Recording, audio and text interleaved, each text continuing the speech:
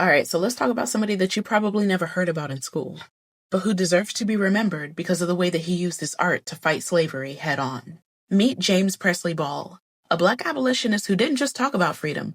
He showed people what slavery really was. James Presley Ball was born free in Virginia in 1825. But he didn't grow up safe from racism or the system. He saw how it marked every part of life in America, and instead of staying quiet, he picked up his camera. That was his weapon. He trained as a daguerreotypist, the early form of photography. And he wasn't just good, he was brilliant. He traveled, learned from the best, and eventually set up one of the most famous photography studios in Cincinnati, Ohio. That studio became a hub for abolitionists and for politicians, black or white. But he didn't stop at portraits. He created one of the most powerful anti-slavery artworks of the entire era.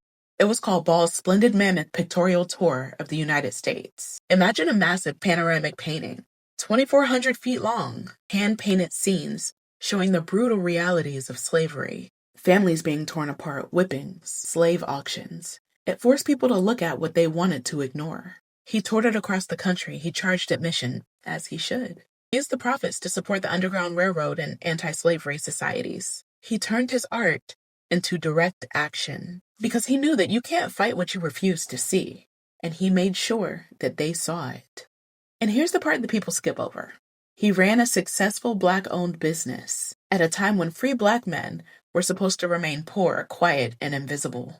He built an empire, hired other black photographers, created jobs, trained a generation. He proved that black excellence wasn't just survival, it was power. Even after the Civil War, he didn't quit. He moved west to Montana and then Washington State, photographed black communities, native communities, and new settlers, documented American life with a black lens when almost no one else was doing it.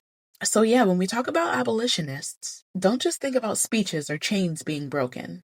Think about James Presley Ball, a man who picked up a camera and forced America to see its own cruelty, who used art as evidence, as an indictment, as liberation, because he knew that you can't free what you refuse to face. And that lesson, it still hits today.